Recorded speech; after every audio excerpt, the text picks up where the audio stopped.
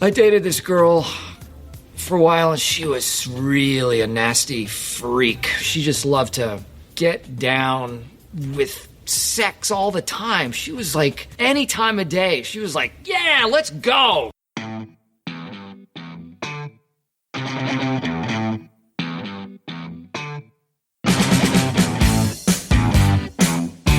Welcome to the Hollywood in Toto podcast, the right take on entertainment.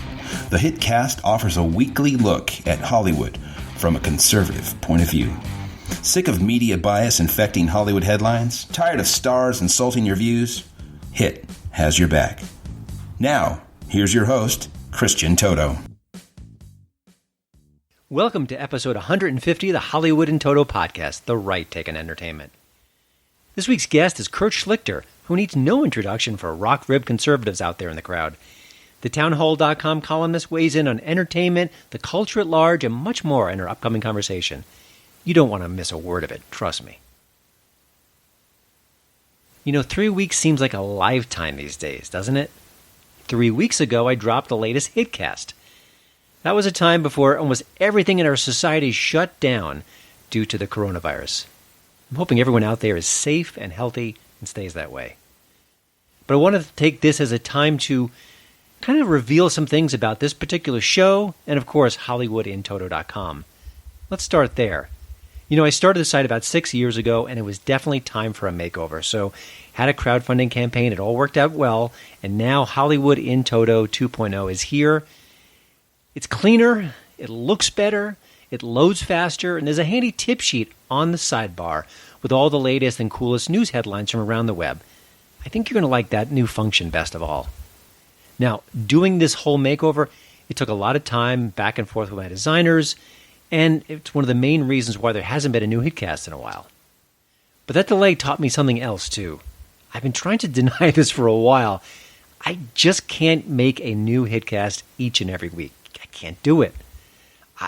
My plate is not even running over, it's spilling. I co-host 2 radio shows here in Denver, and I love doing that. I write for Newsbusters. I also contribute a lot to the Daily Wire. And also, I just finished my first piece for JustTheNews.com, a new website created by John Solomon. He's a great investigative reporter, so definitely check that out.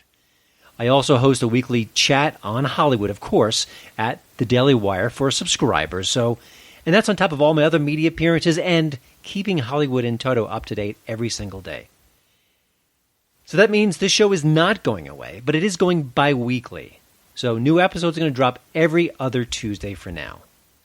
You know, I've gotten a lot of kind words from people who enjoy the show, who listen in, and I'm sorry to kind of have to reduce the schedule a little bit, but I just can't think of any other way to go forward. But my goal is to get back onto that one-a-week schedule like we started. I think we're going to get there. It may take a few weeks, though, so hang in there, enjoy the show on the bi-weekly basis, and we'll see how things grow from there. But for now, for the sake of my sanity, twice a month is the way I've got to be moving forward.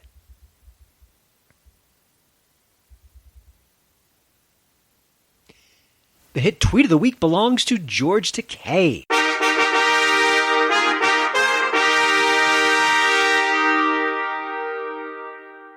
The Star Trek alum is part of the Hollywood resistance, and that means he often tweets things he should instantly regret.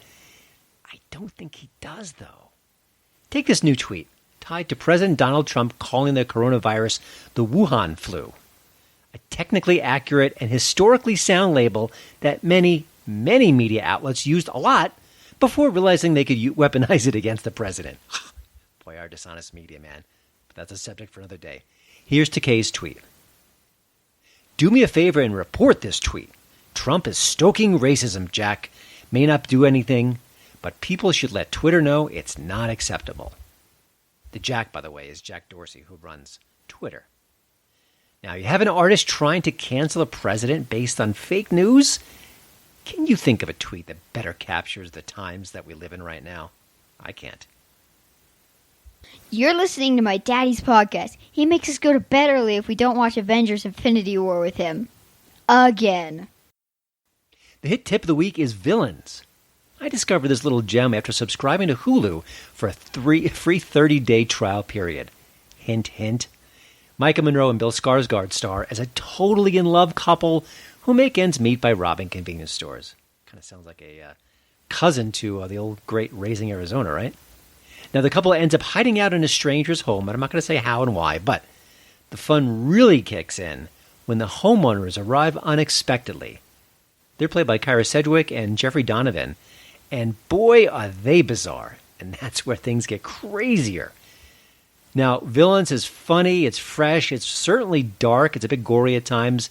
It's not a modern classic, it's not a great movie, but boy, for something you stumble upon on a streaming platform, it really hits the mark. The best part is, I really like this couple. I know they're crooks, they're bad guys on paper, but there's something sweet and innocent about them. They genuinely love each other and care for each other, and the actors playing them really going to carry that off. It's not just a pose, it really connects. And that makes everything that happens more interesting, more dangerous, just more enjoyable. Villains is streaming right now on, well, you know where, Hulu. Political Spirits, the weekly conservative podcast that says the left and right should have a few drinks and talk. The only podcast that intersperses commentary with the sound of pouring alcohol. Host Franklin Rye, an experienced governmental affairs professional, offers analysis, commentary, and conservative solutions mixed in with amusing anecdotes about the sausage-making process. Ever wonder how democracy is like a Chevy Suburban? Did the Beatles really write conservative songs? How a Democrat politician is like the Arquillians in Men in Black. Add to that occasional historical episodes with a patriotic bent, kept at 30 minutes or less, perfect for a commute, and you have a podcast recipe to serve conservatives, political news and opinion junkies, and those who just wonder how on earth we reached the point where so many in our country think patriotism is a dirty word. Please join us at Political Spirits. That's politicalspirits.libsyn.com or on Twitter at Franklin Rye. Dennis Miller called this week's HitCast guest one of the funniest comic minds around. Let that sink in. The mind, of course, belongs to Kurt Schlichter. He's a retired Army infantry colonel, a trial lawyer, and the author of several best-selling thrillers like Indian Country, Wildfire, and Collapse, also known as the Kelly Turnbull novels. He also shreds progressives like few other people on planet Earth via his townhall.com columns. Want more Kurt? You could sign up to the VIP section at townhall.com too. Now, Kurt's one of those people who's pretty big, pretty famous, but you know what? He's always been there to help me out. I've appeared on his radio program. He's been kind enough to kind of connect with me on social media. He's a good guy. You know, sometimes people in the conservative space don't always help each other out enough. I kind of hope that changes, but it is what it is. But Kurt's not one of those guys. He does the right thing. We're also lucky to have him here. And suffice to say, Kurt doesn't disappoint here. But does he ever? Here's my interview with townhall.com's Kurt Schlichter. Welcome to the show, Kurt. You know, you've talked a lot about your military background, and understandably so. It gives you great context, part of your life story. Can you talk a little bit about how you segued from that background and your legal expertise into being a pundit? That's not an easy trajectory, but obviously you've done it and done it well. Is there sort of a kind of a way to sum up that journey? Well, it's kind of weird. And of course, I was no war hero like Pete Buttigieg. I ran a heavily armed car wash in Desert Storm. And I was mostly doing civil affairs in Kosovo. But, I did the military and I did trial law. And, I got my war college degree. So I've got kind of this weird establishment side, traditional stuff. And then I've also got stand-up comedy. And I also had Andrew Breitbart bring me in to stuff and start doing media and writing, more writing, because I'd done freelance in the 90s and conservative stuff in the 80s. So I've got this weird mix of absolutely dead serious stuff and absolutely wacky, wild stuff. And it's kind of an interesting combination. Right now, like for Salem, I do unredacted for Town Hall VIP, which is very wild and kind of not FCC compliant. And then I also do a Hugh Hewitt podcast where I'm like literally talking about legal issues, Yeah, well, 12B6 motion to dismiss because a libel case, New York Times versus Sullivan, blah blah blah, and high level military stuff. So it's kind of, I just have a broader background than a lot of people would expect for somebody in my position. Gotcha. And you can kind of tap on all those resources in a way as each story, as each theme, as each political kind of narrative comes along, and you could just pounce. Yeah, it's the thing is, I'm not a credentials guy, but I have like better credentials than most of the snobs telling me how important their credentials are, and I'm distinctly unimpressed. You don't have to mention that book by name. Come on, just ahoy. Well, you mentioned Andrew Breitbart, and we just honored the 8th year since he passed. Yep. When an Andrew Breitbart taps you on your shoulder and says, "Hey, I'd like to hear from you," does he give you any sort of tips along the way, or does he say, "Hey, I trust someone like Kurt. I know his background. He's going to bring something to the table," or was it more than that? Actually, I was with Larry O'Connor and Meredith Dake yesterday in Washington, D.C. For breakfast, and we were talking about Andrew, on the 8th anniversary of his death. And Larry puts it really well. Andrew, among many things, was a talent scout, and he never told me how to do anything. He taught me into writing the first article for him, and then he demanded a second, but I never got any kind of, you might want to do more of this from Andrew. That wasn't, Andrew wanted unique voices, and he was happy to let them develop. And I like to think my voice is unique, uniquely annoying and grating like fingernails on a chalkboard, but unique. Yeah. He was just a really neat guy. Oh yeah, it's staggering that it's been 8 years, but in a weird way, it feels like he's always here. Because almost everyone I talk to says, "Oh yeah, I met Andrew. He encouraged me." Yeah. Everyone's got an Andrew story, and that's no accident. But I want to segue real quickly into Hollywood, obviously. Now, I was looking at some of your past stories, and you had a very provocative tweet connected to a story you wrote. You said, "We have to destroy Hollywood to save it." And I think it was tied to that Neil Armstrong movie where they kind of hid the American flag out of harm's way. How would you even maybe delve into that topic today? I feel like Hollywood culture moves so quickly. The sort of the messaging out of Hollywood is angrier. What do we do, for lack of a better phrase? I think there are a couple different forces at work here. The first one is the woke are getting woker and more aggressive about it as they lose. When they're winning, when they're on top of the world, when the establishment is in control, they can afford to be a little magnanimous and let people have a little more leeway, a little more margin of dissent.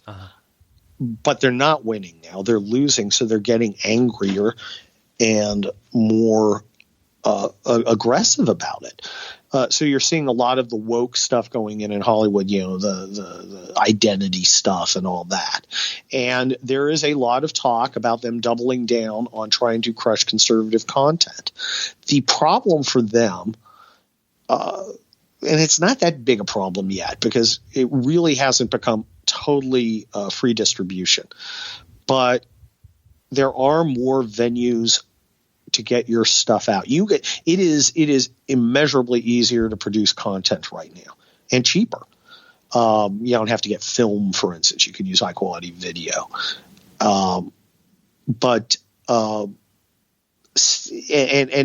there are more outlets, but a lot of the outlets are straight up ideological. You look at a Netflix, for instance, and we all hear talk of, they're strangling all sorts of any kind of conservative stuff. And if you look at their content, a lot of it's got that 3-episode sucker punch. They'll draw you in with a show for 3 episodes, and then like the 4th episode is why, religious people are idiots. I can't tell you how many Netflix shows I've just stopped watching because I won't tolerate that. You can't do that and have me be an audience member. The Ranch just did that. They had multiple seasons that were actually pretty red state friendly. Then the last season, kaboom, they kind of dropped the hammer. Yeah. Fascinating. Go ahead. Well, like I forget which one. I think it was Amazon. There was one about like evil superheroes, and it was kind of entertaining and funny because it was so malicious. And then for no reason, they decided they were going to tell Christians how stupid they are. And it bothers me because I'm a Christian. I don't like people being vicious at me, but it's also so weak. Ooh, you're taking on the Christians. Ooh, are there any toes you won't step on? Well, yeah, Muslims. And I'm not saying you should go criticize Muslims. I don't think you should. I don't think religious bigotry is particularly amusing. But you know, there's certainly a double standard. It has to do with our cultural elite, which wants desperately to have peasants to look down on. And, you know, of course, the peasants are in the middle of revolting. So I think there's more room for conservative stuff at some of the margins. As some of the ideas about what constitutes, you know, mainstream entertainment changes, access is going to change. And it's gone far, you know.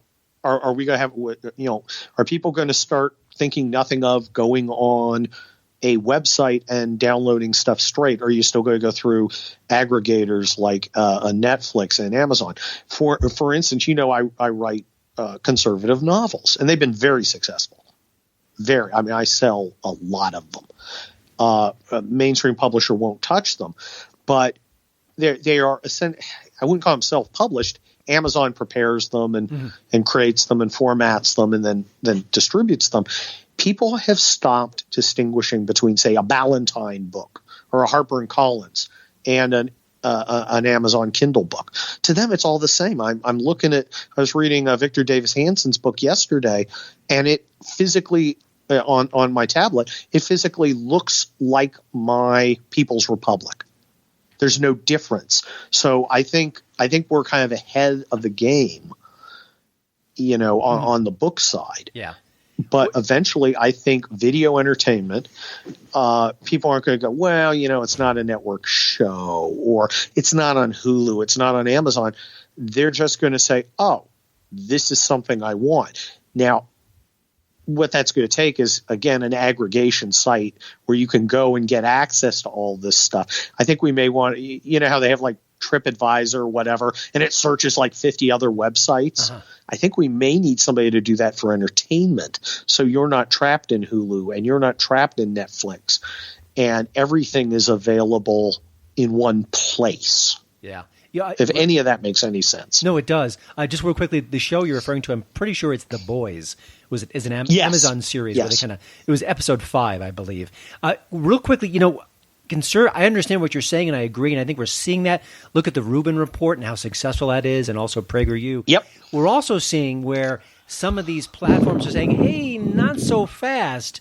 You're pretty successful there, Mr. Prager, but we're going to put you on the restricted list, even though everything you do is as squeaky clean as humanly possible. And I know conservatives are split on this, whether we don't want the government to rein in these platforms, but by the same token, if Twitter is banning half of conservatives and letting Bette Midler run wild, that ain't fair either. Do you have any thoughts as far as where conservatives should be regarding big tech? Yes. I do. My feeling is you don't get to have two sets of rules. You do not get two sets of rules. You can have one set of rules, and you get to choose. If you want them that people are telling you what content you can and can't have, okay, I disagree with that, but that's the rules we're going to have, and I'm going to jam them down your throat. Or you can have the rule where everybody gets to say his piece. But you don't get one where you get to talk and I get to be oppressed. That never gets to happen. But how do we enforce that? Because that could be tricky. I mean, we're lots of ways. You elect a president who has a executive branch that goes out and enforces one set of rules. You pass laws where giving people a cause of action, just like you have if you have a lemon car, there are statutes you can go and get the companies to deal with your lemon car. That can also be done for people to have access to social media, and you can say, "Hey, we sat around and we've decided that social media is going to be a public forum, and that you're not going to get to regulate it. And if you do, people are going to have a right to sue you." Yeah. Well, that's government interference. Yeah, it kind of is. But if I have a choice between government interference and being silenced, we'll take government interference. But there's another way. You could not oppress me. But we don't get a situation where I get oppressed and you do the oppressing. That doesn't happen. Pick one. Yeah, pick a one. And I am a firm believer in teaching through pain. And that is why I giggle like a drunken schoolgirl. Well, maybe drunken sailor. I'm sorry. That's I don't know okay. how much kids drink these days. I think they're hopped up on goofballs. When I see some woke Hollywood person actually step on a wokeness landmine, like Stephen King did by saying, I just believe the best people should be the people who win awards. And apparently that's terribly wrong now.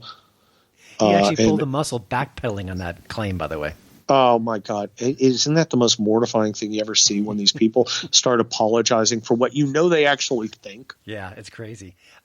Even Jennifer Granholm did she called people Bernie bros, and they have fit. And she's like, thank you for educating me on how offensive the term Bernie bros could be. I'll try and do better.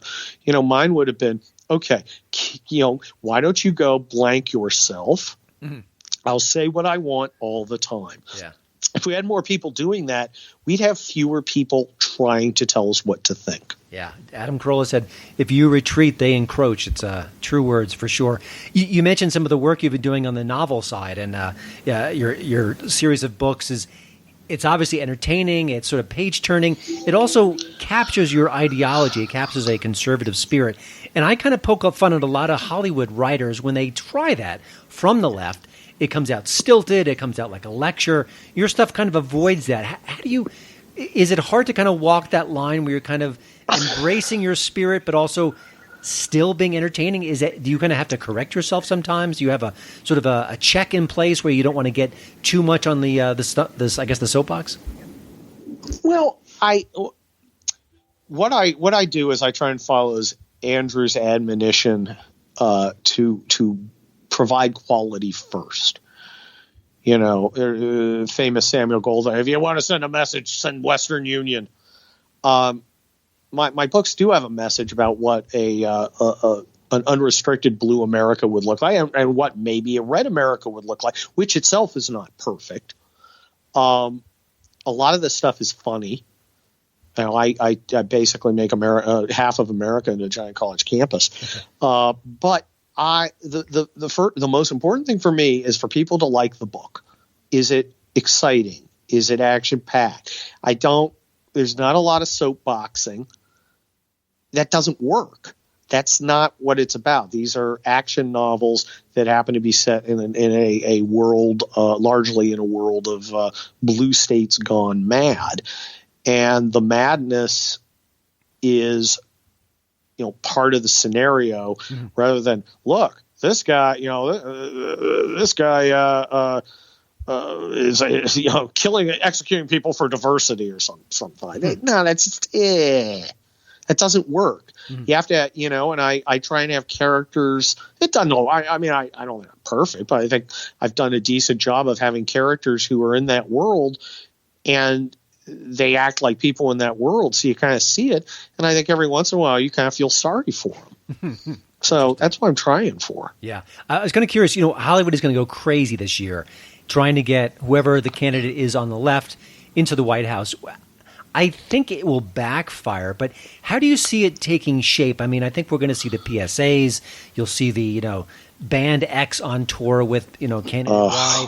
Rage Against the Machine's back. That's right. God, they suck. Could this benefit the Democrats, or will it backfire? What's your sort of crystal ball look at Hollywood's participation in the election? I think Hollywood is preaching to the converted.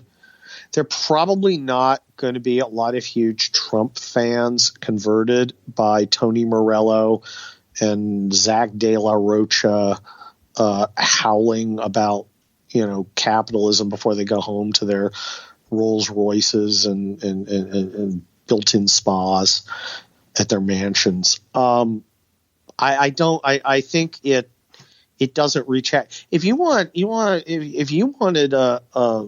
Sanders to be revolutionary, he'd bring up a country music singer to talk to these college hipsters, and he'd say, "Hey, everybody's not like us. This is Clem Atkins. I don't know any country guys."